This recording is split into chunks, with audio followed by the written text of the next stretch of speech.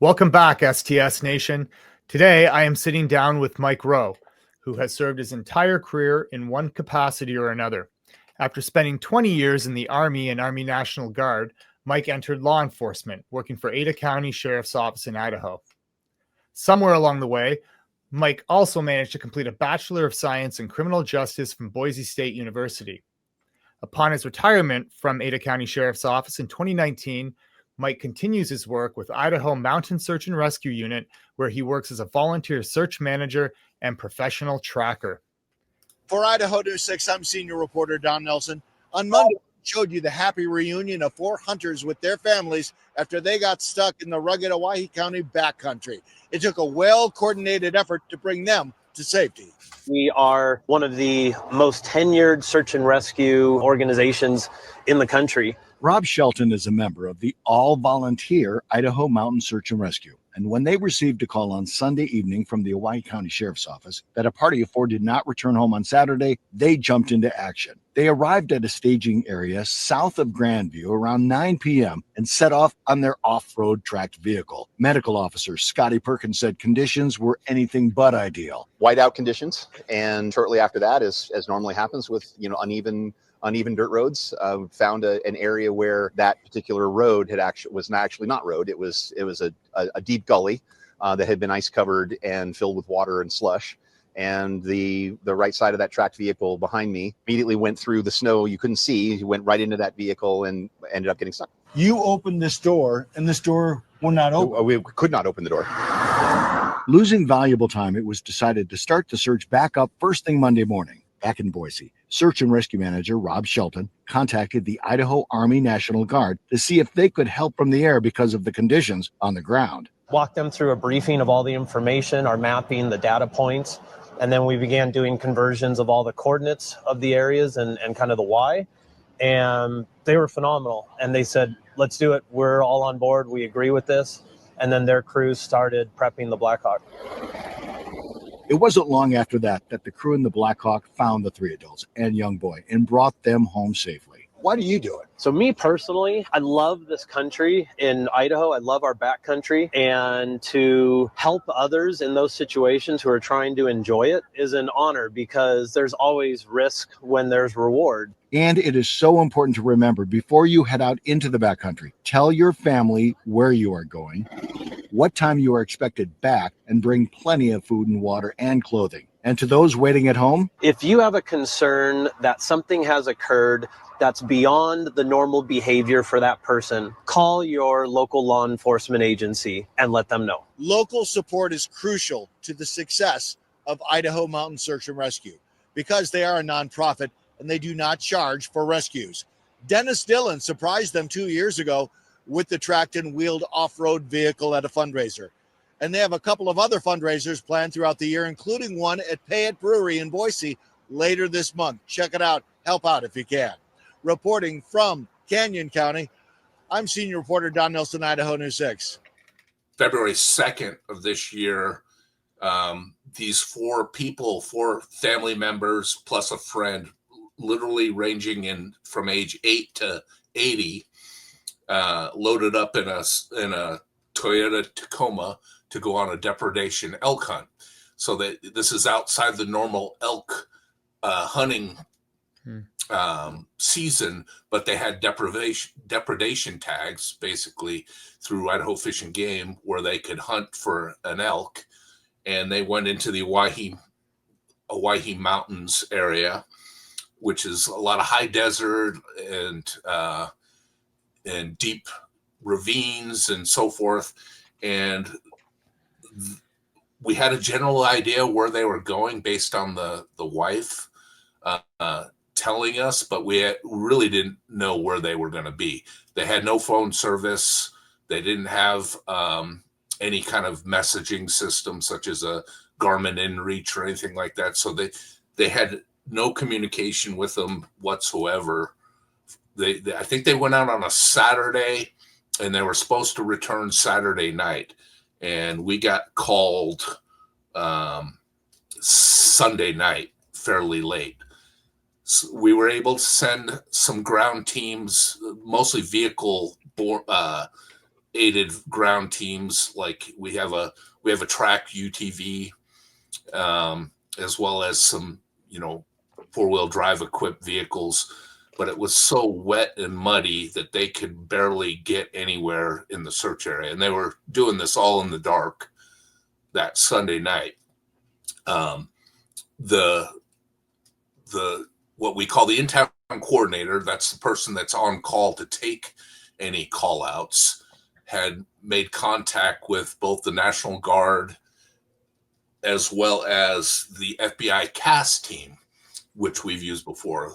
The FBI CAS team are some agents that are specially trained in taking cell phone information and able to develop hot spots or particular areas that should be checked out because based on what they do.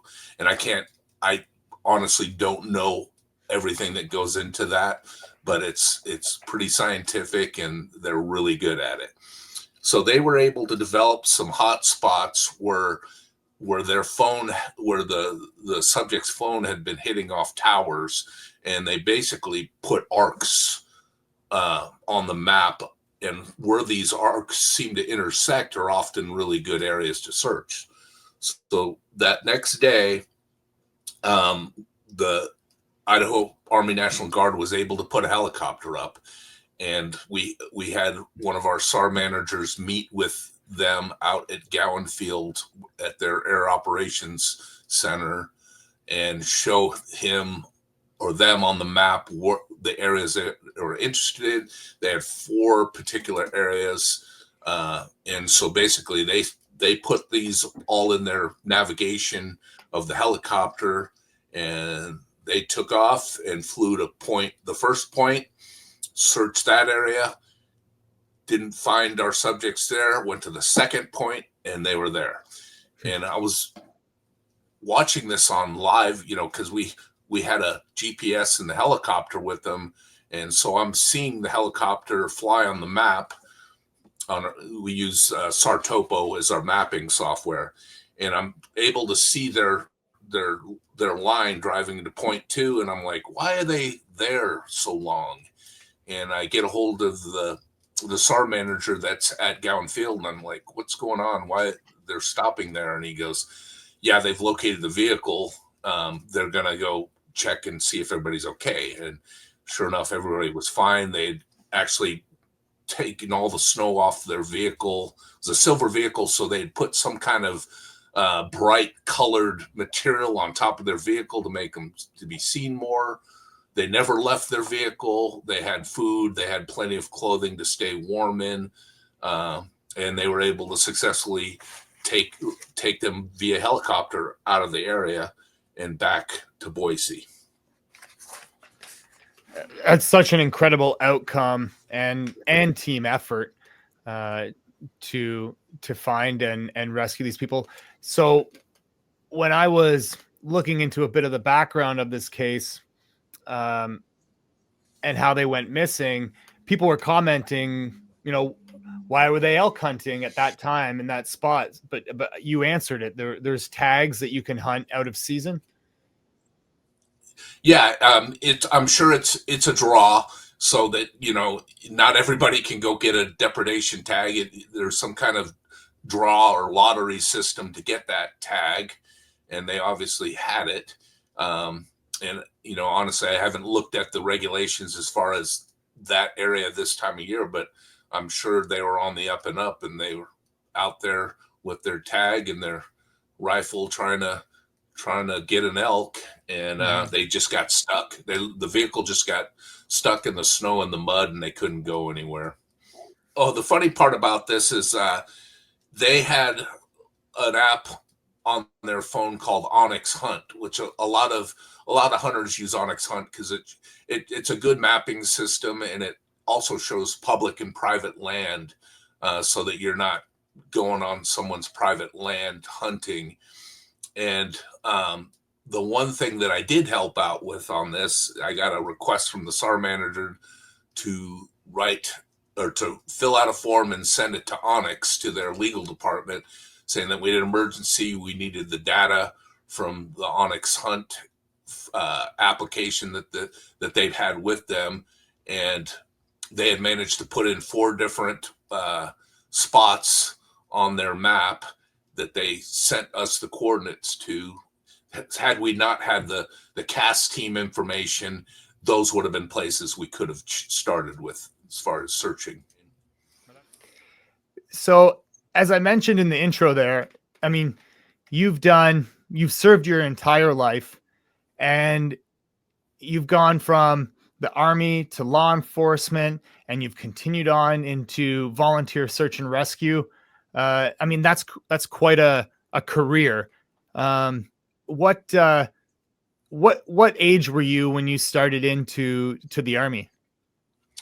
Well, kind of a non-typical start. So I originally wanted to go in the Army full-time right out of high school, but I got accepted into college. I didn't think my scores were going to be that great, but I got accepted into the University of Massachusetts. So my parents talked me into, instead of foregoing active duty right away, going into the Army Reserves. So a week after I graduated, I was at basic training at Fort Benning, Georgia.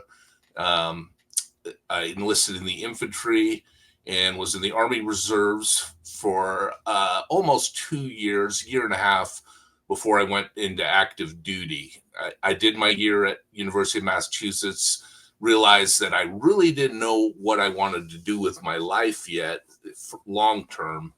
And so I eventually went active duty in 1985. And I have a photo here of you, and this is from Korea. Yes.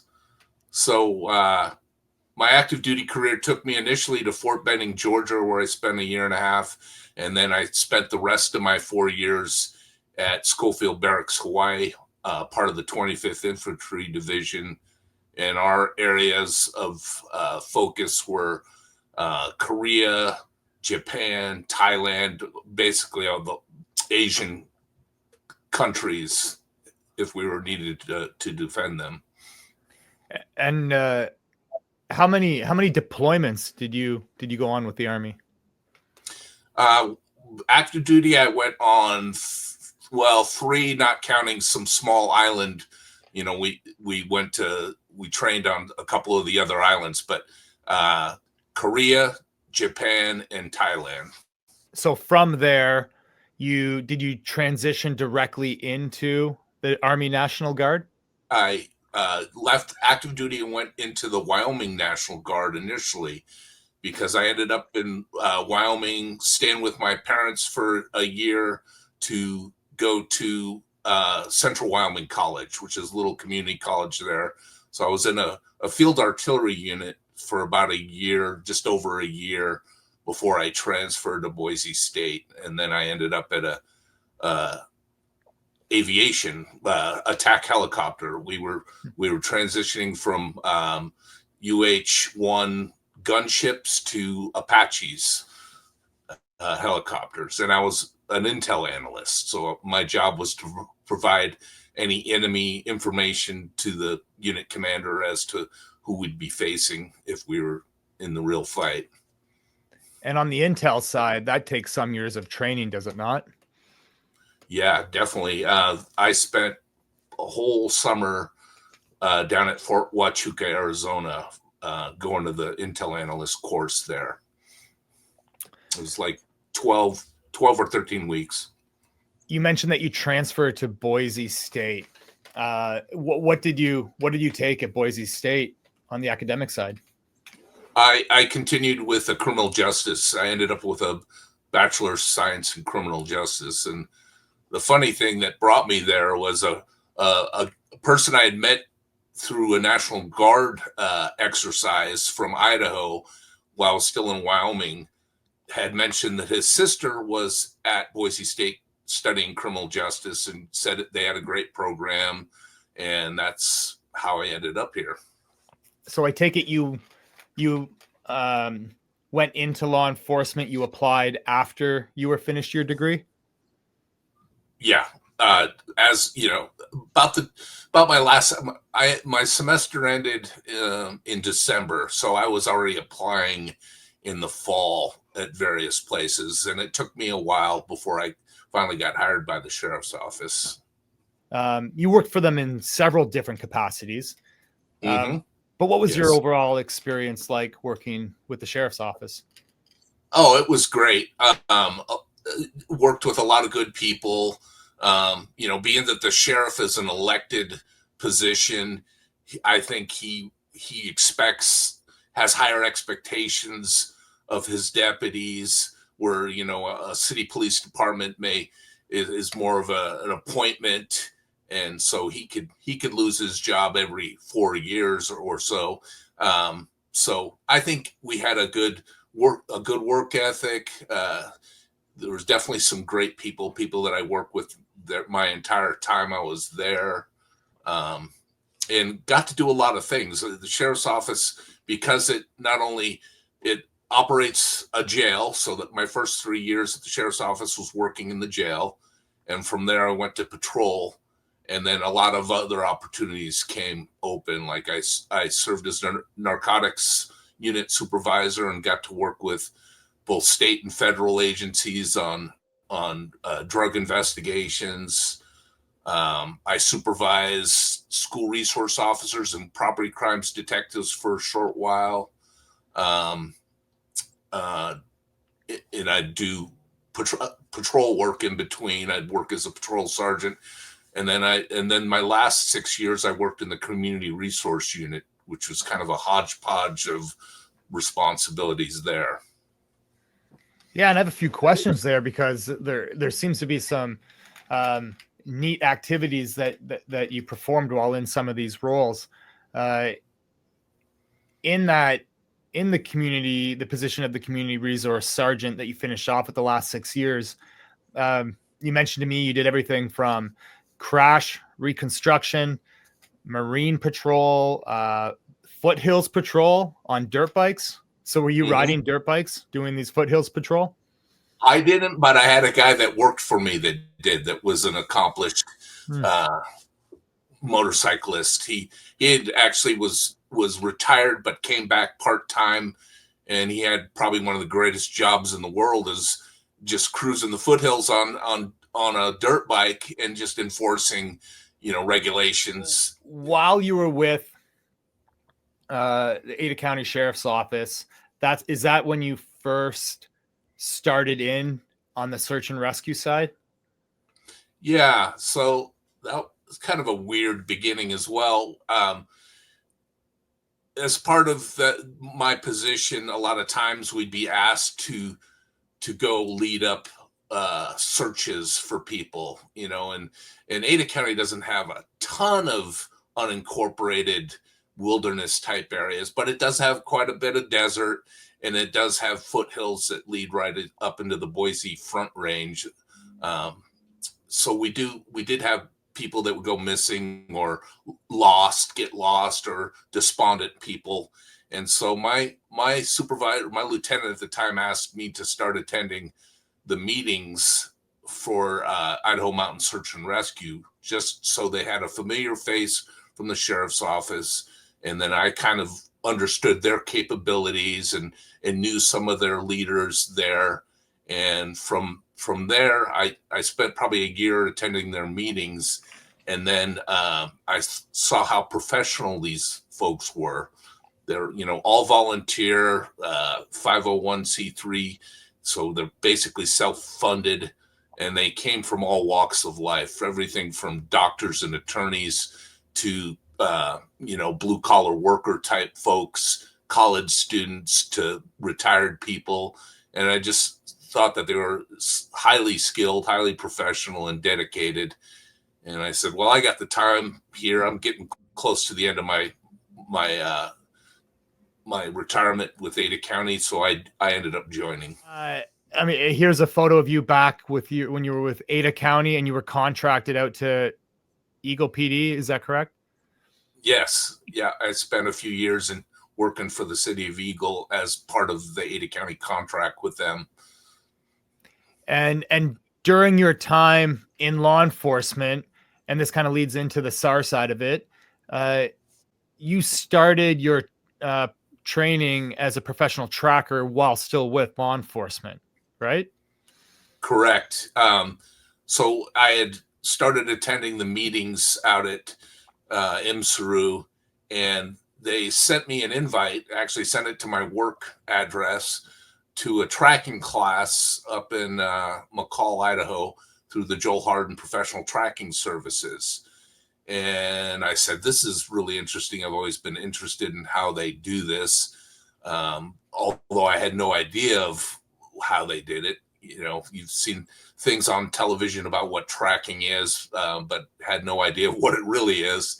And so I asked my chain of command. They sent me, and so I went up there and I, justified it as a skill that I can certainly help at the sheriff's office with, alongside of ending up in search and rescue. I'm fascinated by tracking, and actually, I was trying to work with Kathy to get out to Idaho in May to work with the tracker to get my first level of certification as a professional tracker, and then also possibly train the attendees while I was out there as well, and some of the geographic profiling stuff I do. So it is a goal of mine to do that.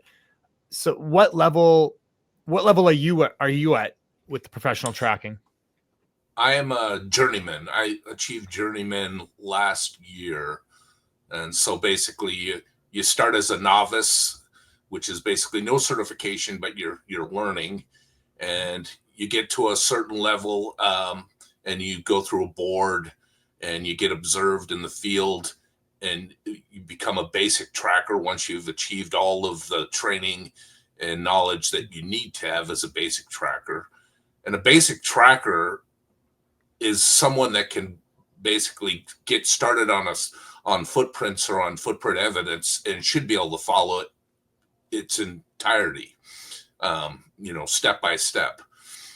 From an apprentice track, or from a basic tracker, you move up to apprentice tracker.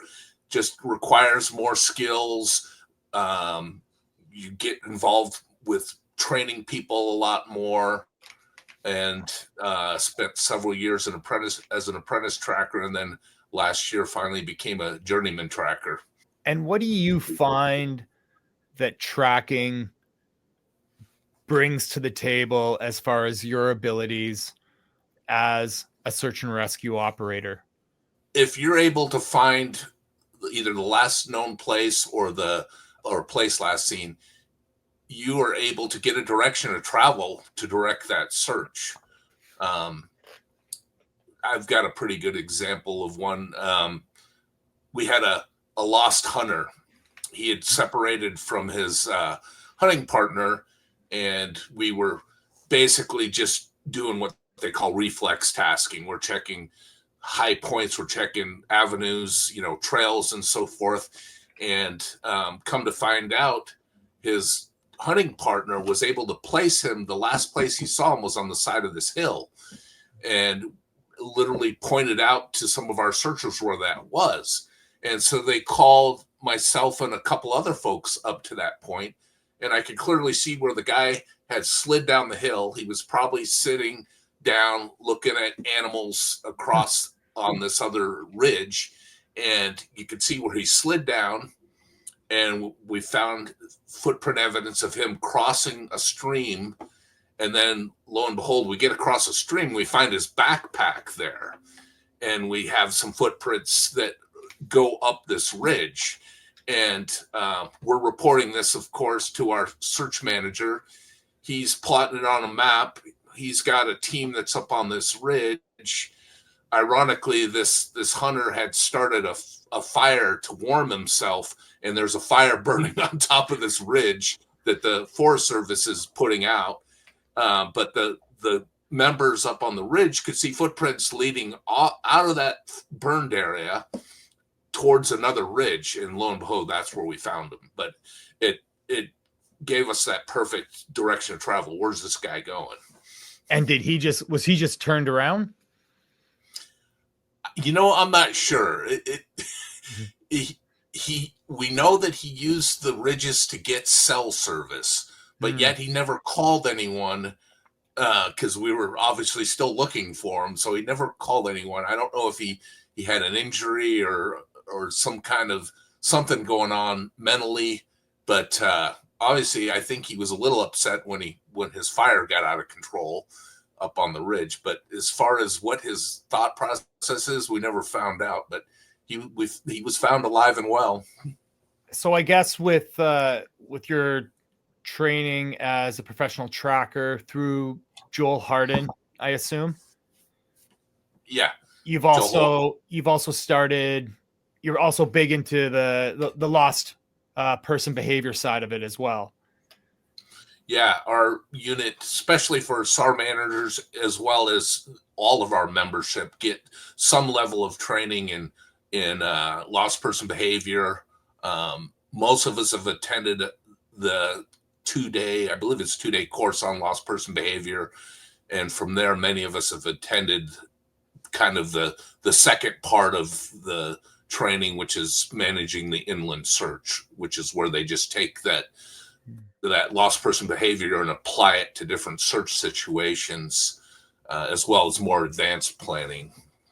Give us an idea of what the geography and the environment is like in Idaho around where IMSARU is most active.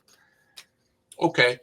Well, Boise's in city of Boise is in a valley. The Boise River runs through it. South of us is a lot of desert, high desert, averaging 26 to 3,000 feet. Go further south, it gets higher, like in the Owyhee mountains area. North of us is just continuous mountains. Starting with the Boise fronts, about 5 to 5,500 feet, going up further north to the Sawtooths and some of the other mountains in Idaho. They get, the Sawtooths get close to 12,000 feet. And so it goes from a lot of desert in the south to mountainous in the north of Boise. Where do you begin as a search manager? What are you thinking about, and how do you organize all your people and your different assets? So we're going to gather as much information as we can about our missing subject. Our leadership has built a whole, and it's all based on the lost person behavior information and data, a series of questions that we can ask not only the family of a missing person, but friends, witnesses, and so forth. So we'll want to gather as much information as we can about the subject. Then we're going to find out what resources we have that day, because we're all volunteer. We've had searches where we've got 8 to 10 people show up, and we've had searches we've had 30 people show up to help. So obviously organizing them, and we're always going to focus on what they call the reflex tasks of a search. That's the first things we're going to attack on a search, and those would be like doing a very thorough search of what they call the hub. You're going to do a really detailed search of that place, last seen or last known place that the subject was. We've had searches where we didn't do such a great job, and we luckily found them within 50 to 150 yards of where they were last seen. And then we'll focus on travel routes, trails, roads, what have you. then there's other reflex tasks such as visual or things that in the area that would attract your attention, like high points, cell towers, just places that you might be attracted to go to if you're out wandering. So we will knock out all, and the other is containment. We've actually had searches before where we were lucky to get a containment established, and we found our subject before he could leave our search area.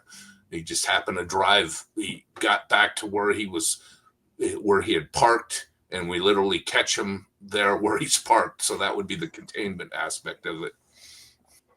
How do you, as a search manager, decide which resources to deploy? Because I think I saw on your website that you have, you have dirt bike teams, canine teams. I think there was a photo with drones, trackers. So do you deploy? Do you bring everything and have all these different resources and units ready, or how does that work as a search manager? Yeah, if they're available, you're going to find a role for them. But I guess you want to be careful about where you implement them in the search overall, because if you put a bunch of field teams out and you're going to put a live fire canine team out, you're not going to put all those people out there in the area that the live fire canine is going to go, because that dog's going to be smelling everybody. It's different from a cadaver or human remains detection dog where they're just looking for that specific odor. But you definitely want to coordinate it based on the information that you have available, what's going to go where, when. Like a lot of times, if we have tracks or if we have a vehicle to start from, the tracking team often will go to that vehicle and work it before it gets contaminated by a bunch of people. If we get a direction of travel from that vehicle, say we've got footprints leaving the vehicle and they're going up a particular trail, there's nothing that says we shouldn't or couldn't put other search assets up there, such as take one of these mountain bike teams to run up that trail real fast to see if they can locate the person hiking, or a live fine canine, or whatever seems appropriate for that search. But if you were to flood that vehicle area with a bunch of canines or ground teams, it's probably going to contaminate anything that we were trying to find there. So that's our hope, at least. Yeah. Do the mountain bike teams allow you to perform a hasty search? Is that what they're there for? To just Absolutely. Okay. Yeah, and they've done some good searching. They've done some great rescues, our mountain bike team, because a rescue, basically, you have a subject that's injured or in some kind of predicament, and you have more or less a known location. So you're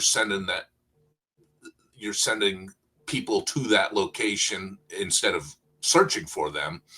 And having the mountain bike team, we can get them there rapidly. They can take more gear to address whatever the medical issue is.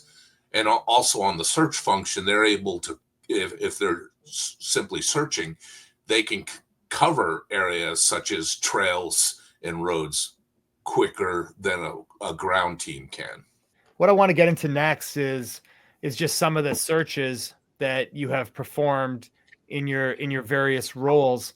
And I think the first one that we have is the one where you were still working with law enforcement, and was that in Shingle Creek in 2019? Dry Creek, Shingle Creek.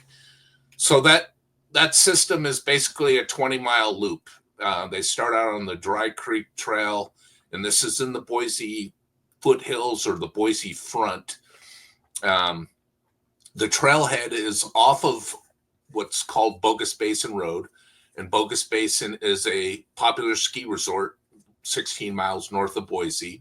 So there's tons of traffic going up there, especially this time of year.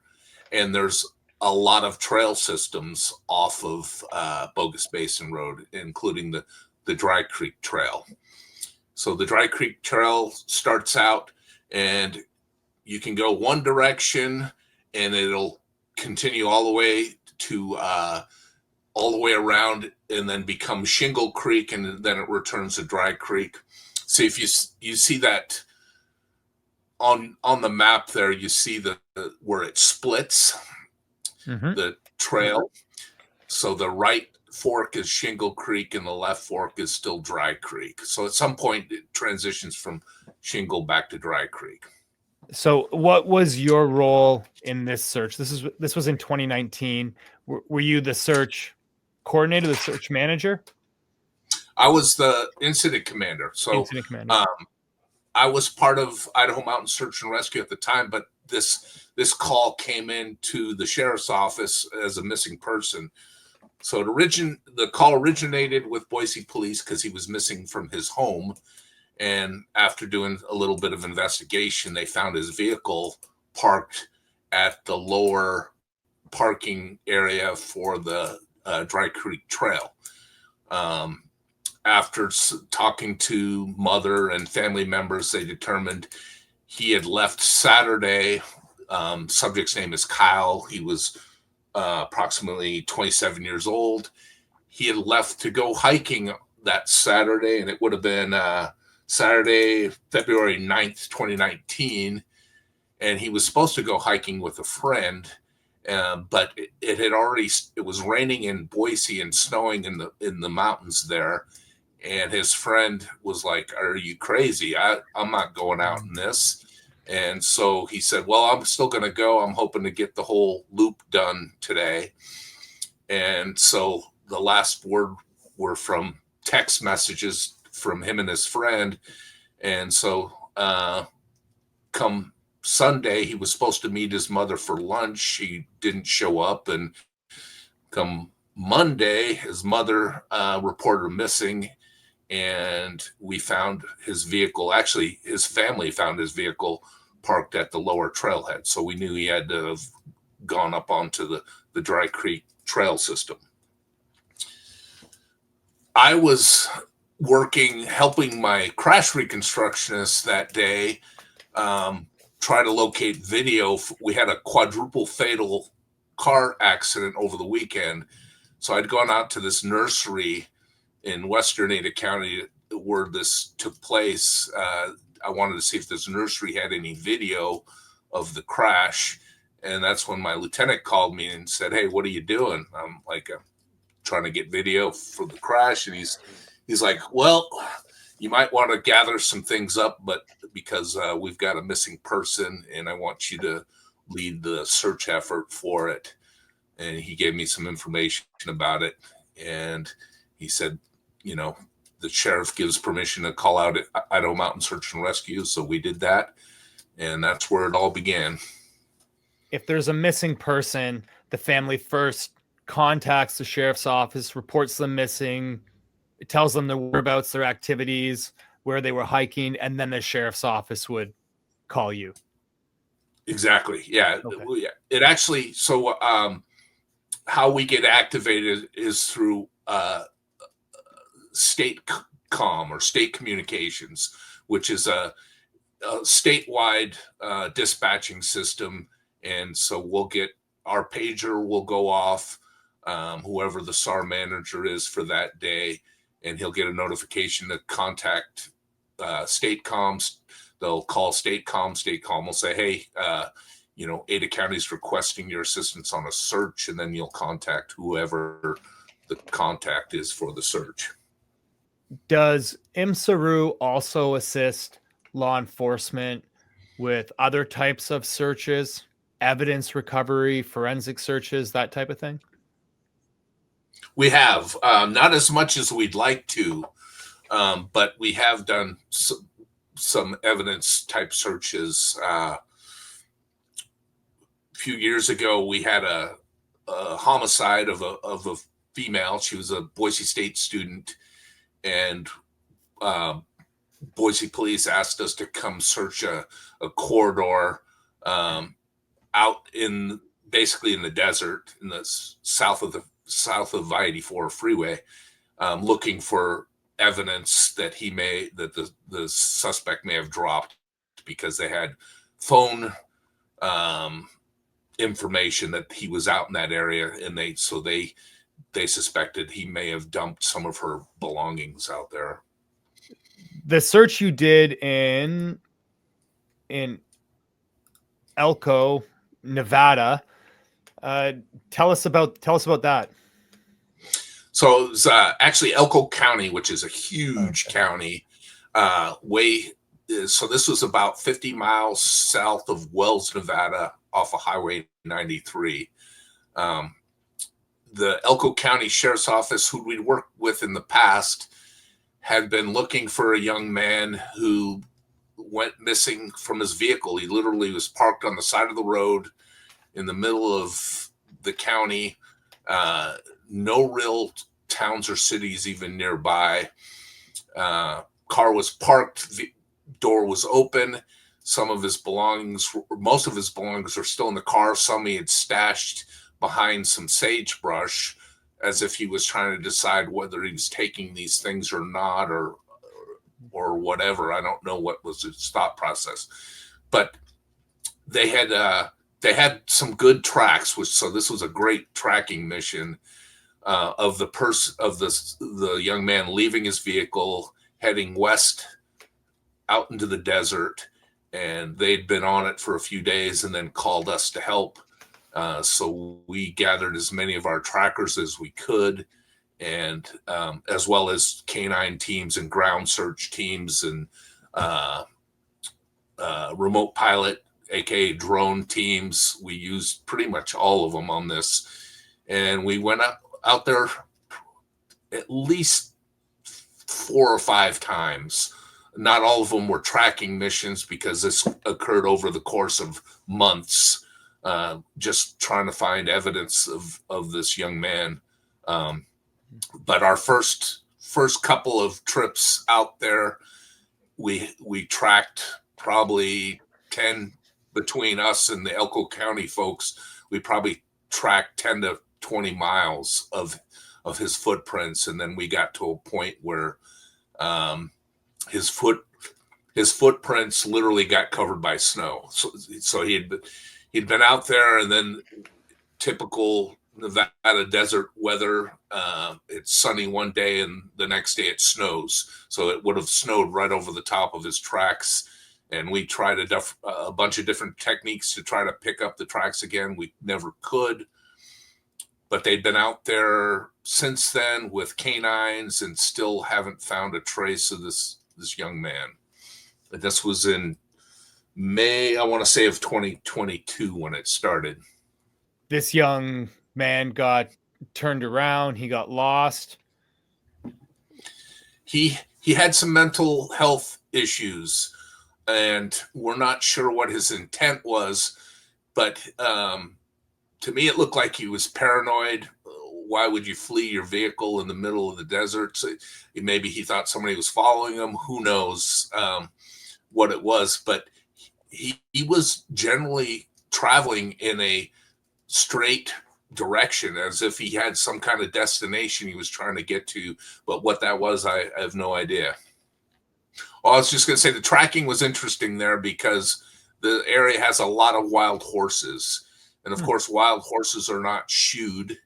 And so a lot of times when the horse would step and then make a footprint and then step again with another foot and make another footprint, and they would kind of be 2 horse feet together, it almost looks like a human footprint. And we got tricked up a couple of times with that, but we sorted it out pretty quickly and figured out what were horse and what were not horse. You had mentioned your drone teams in that specific instance. What is IMSARU's drone capacity? What kind of drone teams do you have, and what kind of I guess drone technology do you use? I know that we started with the Mavic drones, and I couldn't tell you specifically, but I know that they just bought a second one, and they're really capable drones. They're the one that we were using last year that I assume we're probably buying a similar model for the second one has the ability to put thermal imaging on it. You can put a speaker on it. And we had a search 2 years ago where we had a missing skier and they ended up on the back side of Bogus Basin Ski Resort in this area that we always seem to find people that ski out of bounds. They end up in this basin because you really can't get out of it on downhill skis. And so they flew the drone up there. They located the subject. Subject saw the drone, was waving at it using thermal imaging, came back, put a speaker on the drone, flew it back and say, "Don't move, stay where you are. We're sending a team down to you." And sure enough, they send a team right down to them using that technology. You know, you put a speaker on the drone, you tell them to stay there, and then obviously you send resources in, whatever that may be, vehicles or people to recover them. But you do training with the National Guard as well. Yeah, we try to train with them at least yearly. Do air operations as far as, you know, just safety around helicopters, doing the lifting or the hoisting operations, how to attach a hoisting sled up to the helicopter. Do they lift your operators into mountainous areas? They have in the past. We haven't had one recently where we've lifted, you know, using a hoist, but we had a search 3 or 4 years ago on Mount Bora, which is Idaho's highest peak, for a missing climber there. And they were able to pick up all of our personnel from the top of the mountain there. They actually transported him to the ridge where he was last seen, and they were able to pick everybody up that way. And we actually had one where there was a canine team that was down in this creek bottom that was part of that search, and they had to literally throw the canine up into the helicopter and, you know, pull themselves up onto the skid of the Black Hawk and get in the Black Hawk, because it just couldn't put all of its skids down because there was no safe place to do it. Right. Which is a pretty unique experience. But yeah, we work with the Guard quite a bit.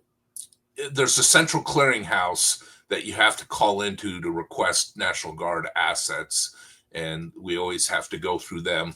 But a lot of times we'll give the local aviation unit here in Idaho a heads up that we're going to be requesting them, and usually by that we can find out whether they're going to be available or not, whether they've got pilots available and whether they can fly that day. Just to finish off here, Mike, what would you say to somebody who is interested in getting into search and rescue and joining a volunteer search and rescue organization? Come to our meetings, or depending on where you live. If you're in the Boise area, definitely come to our meetings. They're every Tuesday night at 7 p.m. They're open to the public. Get a feel for what we do. See how we operate. Just get to know our personalities. And they have, I think, 2 opportunities through the year now, because we've had a pretty large membership impulse lately. We actually had to do some interviews to get to narrow down our members. So we had so many people that applied, but they'll do an information session twice a year, and then they'll do a SAR Academy twice a year for the people that end up joining our membership and become search volunteers. And if I'm looking to join, what sort of commitment should I expect? Well, there's definitely a training commitment, because there's a basic level of training that you need to get to that first year. There's certain types of training and events we expect people to help with, fundraising, to help with doing public events that basically either educate people on how to stay safe in the backcountry. We'll talk about the 10 essentials, the things that you would want to take with you if you're going on a backcountry trip, basic mountain safety type things. And so they'll have to participate in at least a public event, a fundraising event, several training events. They have to be at a certain proficiency. They have to do what's called a 24-hour pack check. We will provide a list of the things that they need in their 24-hour pack, and before they can be field certified, they have to pass that. And because basically, you never know when you're going to go on a search where you're going to end up spending 8 hours, 10 hours, 24 hours. So you have to have everything that you need for those 24 hours with you. That sounds like a great opportunity and valuable training. And I guess after some time in the organization, there's the special, you have the opportunity to join some of the more specialized teams within your organization. Yeah, correct. The new folks, we definitely want them to get all the basic requirements done and to understand how we do searches and search techniques and all that. But they will have the opportunity to join one of our specialty teams, and we've got a technical rescue team, and they're certified through the Mountain Rescue Association on everything they do. We've got canine teams, both live search, HRD, trailing and tracking canines, and they have various national level organizations that certify them. If they want to be a tracker, they're required to attend our training and eventually go to one of the JHPTS classes. The only way to get certified as a basic tracker is to have a certain level of proficiency and get tested at one of the JHPTS classes that they attend. Our drone team, or they call the remote pilot team, they all have Part 109s, and they have to go through all the regular public testing that's available for operating drones. They have to know all the federal FAA regulations and so forth. And then we have a mountain bike team, and they have team standards within their team. There's no national organization, but they have to be at a certain level of ability and have the right equipment and so forth.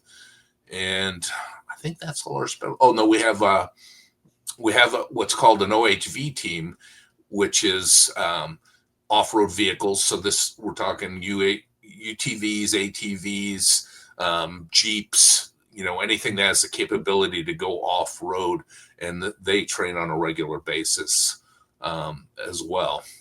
Wow. I mean, that just sounds like such a great opportunity for anybody looking to get into search and rescue. And thank you so much for explaining what IMSARU has to offer and how to get in. I'm sure there's a lot of listeners and viewers in the Boise area that might be interested in joining. So if you are, reach out to IMSARU, imsaru.org, imsaru.org. If you're not in the Boise area, as Mike mentioned, reach out to your volunteer SAR, search and rescue organization in your area if you're interested in going that route. But as Mike mentioned, there's a lot of takes a lot of dedication and commitment to join these groups. They're absolute professionals. I've had the pleasure of working with SAR operators, and I look forward to it each and every time. Before we finish off here, Mike, any final words on search and rescue or surviving in the wilderness, or to our viewers and listeners?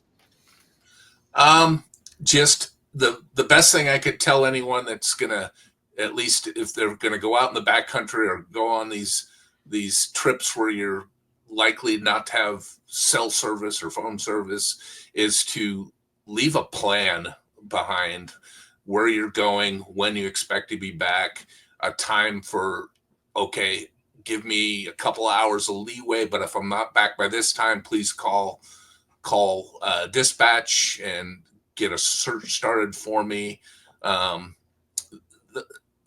When I was doing the Marine Patrol, we would tell boaters to do the same thing, because we'd have boaters that would be missing, and it's on a self-contained lake, but still they haven't come home yet, and we got to know if they've capsized or they're just having too much fun and over on a far shore that they haven't come back yet. Perfect. And those are better words than I could ever end off with. So we will end there, and thank you, Mike, so much for your time. Really appreciate it. I look forward to future chats, maybe even getting to work together one day. Thank you, STS Nation. You can find more videos at STS Talk on YouTube. And again, thank you, Mike, and we will see you in the next show. Thanks, Doug.